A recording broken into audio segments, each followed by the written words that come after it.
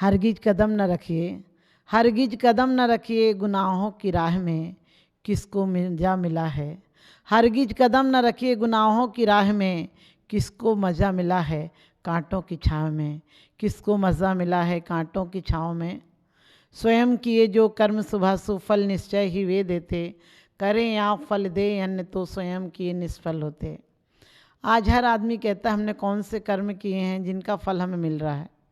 हम सिर्फ कर्मों को जब देखते हैं, इसी जीवन में मैंने कुछ किया है, मैंने क्या किया उसका फल चाहते हैं। जबकि प्रकृति में बारिश होने के बाद उसी दिन घड़ा नहीं भर जाता है। बारिश होने के बाद थोड़े दिन लगते हैं तालाब और नदियों को भरने में। इसी प्रकार से जब बीज बोते हैं तो थोड़े से दिन बाद फल आते हैं। बीज जिस दिन बोते हैं उस दिन फल नहीं आते हैं, बल्कि सब्र रखते हैं तो फल भी आते हैं। लेकिन हम कैसे बीज बोते हैं ये हमें फल बताते हैं कि तुमने क्या बोया था।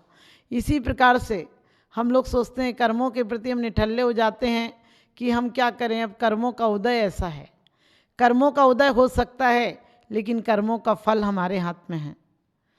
हमारे 80% कर्म ऐसे होते हैं जिनको हम चाहें तो बदल सकते हैं, जिनको चाहें हम भोग सकते हैं, जिनको चाहें हम मंद उदय करके भोग सकते हैं, जिनको चाहें हम हंस कर भोग सकते हैं, जिनको चाहें हम रो कर भोग सकते हैं। आपको पता होगा जिस प्रकार से घर में आम आता है, कच्चा आम आता है तो कच्चे आम को आप अचार बनाकर भी खा सकते हैं, मुरब्बा बना कर के भी खा सकते हैं, चटनी बना कर भी खा सकते हैं और सुखाकर अमचूर भी बना सकते हैं। ये यहाँ आपके हाथ में कि आप क्या बनाकर खा सकते हैं।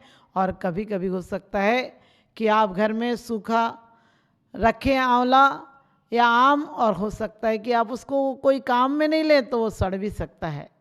इसी प्रकार से हमारे कर्मों का फल है।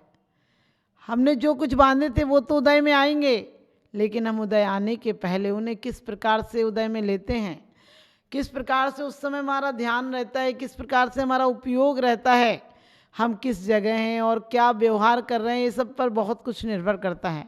आपको क्रोध आया, आप मंदिर में हो तो क्या कहते हैं, अरे इस जगह तो मत करो क्रोध। आपको तीव्र क्रोध आ रहा हो, आप घर में हो, दुकान में हो तो किसी का सर भी फोड़ देंगे।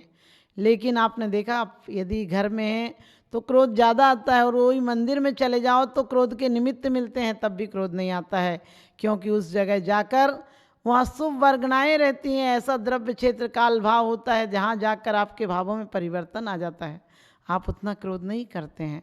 इसी प्रकार से हमें चाहिए कि हमने जो कर्म किए हैं वो तो फल मिलेगा ही, क्योंकि कहते हैं मैंने किया विगत में कुछ पुण्य पाप, जो आ रहा उदय में स्वयमेव आप, होगा न राग जब लो तब लो न बंध। कहते हैं तू चिंता मत कर, तू उदय से बीतराग बन।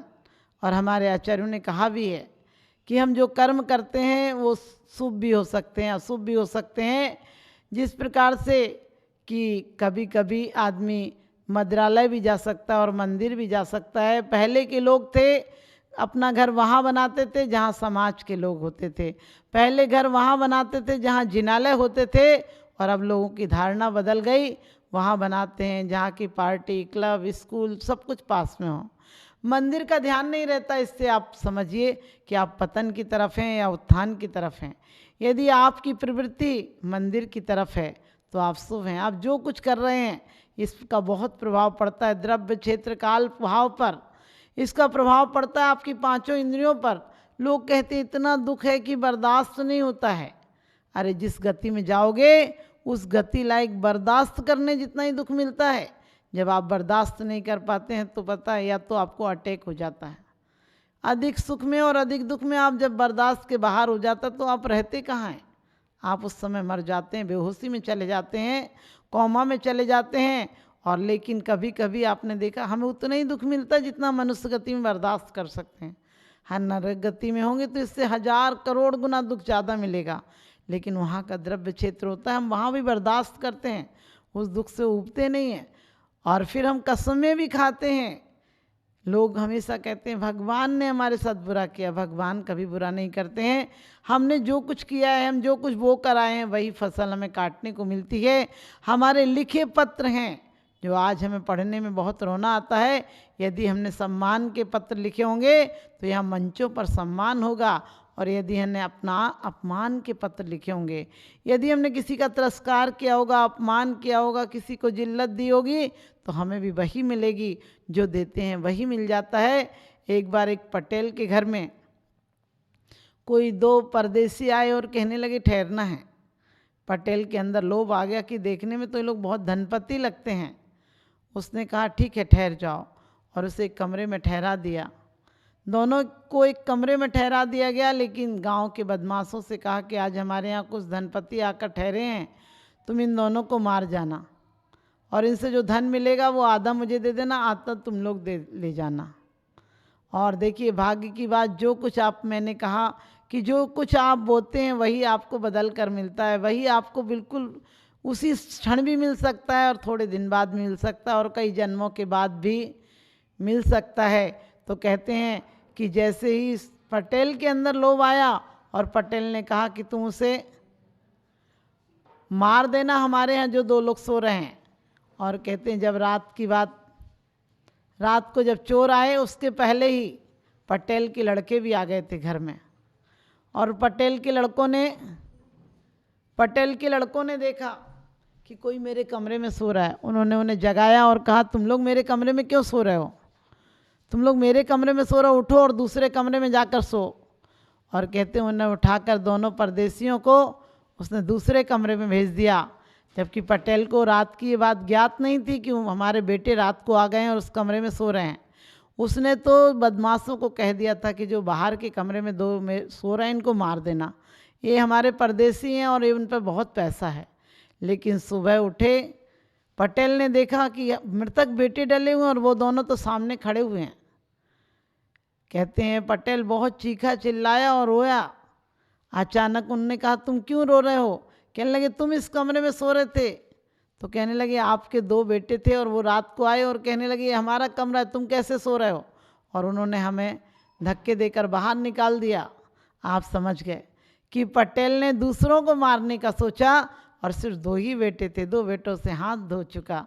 इसी प्रकार से हमारे जीवन में भी हम किसी के साथ बुरा करते हैं, दुर्ध्यान करते हैं, अपध्यान करते हैं, क्योंकि ध्यान हमारी ऊर्जा है, ध्यान हमारे हाथों की शक्ति है। हम इसका क्या उपयोग करते हैं? हो सकता है किसी के लिए हम सेवा परोपकार में लगा दें, और हो सकता है किसी को मारने काटने में लगा दें। हमारी शक्ति का प्रत्येक क्षण हमें उपयोग देखना चाहिए कि हम क्या करते हैं। हम जो करते हैं वही हमें लौट कर मिलता है। इसलिए हमें चाहिए कि हम एक क्षण भी व्यर्थ नहीं करें, एक क्षण भी अपध्यान नहीं करें। करना है तो हम धर्म ध्यान करें। धर्म ध्यान हमें इस जीवन को भी सुखी बनाता है, अगले जीवन को भी सुखी बनाता है। हम दिन रात घर में, परिवार में, आप लोग कहते क्या करें, निमित्त मिलते हैं तो क्रोध आ जाता है। नहीं, निमित्त मिलते हैं तब भी आप कभी कभी क्रोध नहीं करते हैं। आपने देखा कपड़े की दुकान हो और कोई ग्राहक आता है और आपसे एक साड़ी का या एक कुर्ते का कपड़ा पूछता, आप कितने थान के थान उसे निकाल कर दिखाते हैं, लेकिन और वो लेता भी नहीं, और आपको अंदर से क्रोध भी आता है किसने नहीं लिया। लेकिन अभी कभी कभी आप बाहरी लोभ के लिए, धन संपत्ति के लिए आप उस क्रोध को पी जाते हैं। आप उसको हंसकर यही कहते कोई बात नहीं, अगले बार आइएगा, आपको बताया हुआ कपड़ा आपको मिल जाएगा। क्योंकि आपको क्रोध आ रहा है, लेकिन आपने क्यों समन कर लिया? ये आपकी समता नहीं है, ये आपकी अर्थव्यवस्था का लोभ है, जिसके कारण आपने कह दिया अगले बार आना। कभी कभी आप झूठ बोल जाते हैं।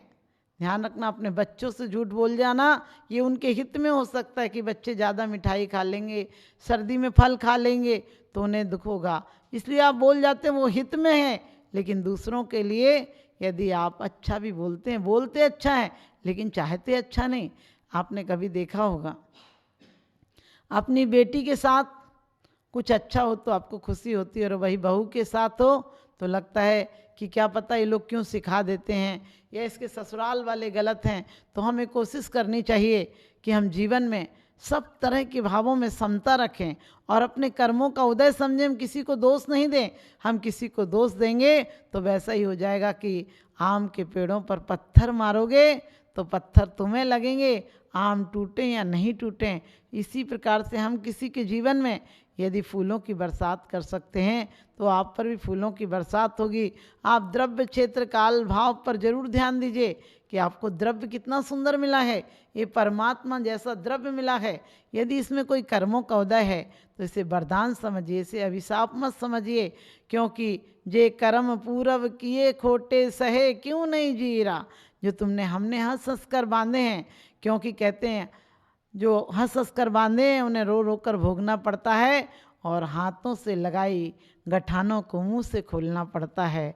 हाथों से लगाई गठानों को मुंह से खोलना पड़ता है। हम किसी किसी की मजाक में हूटिंग कर लेते हैं, गरीब लोगों पर हंस लेते हैं। लड़खड़ाते दौर पर हंसना बड़ा आसान है, लड़खड़ाते दौर पर हंसना बड़ा आसान है। गिरते हुए को थाम ले होता वही इंसान है। लड़खड़ाते दौर पर हंसना बड़ा आसान है, गिरते हुए को थाम ले होता वही इंसान है। एक बुढ़िया सब्जी लेने के लिए गई, थैला भारी था उसका और बेचारी थैला लेकर आ रही थी, कोई साधन नहीं मिला।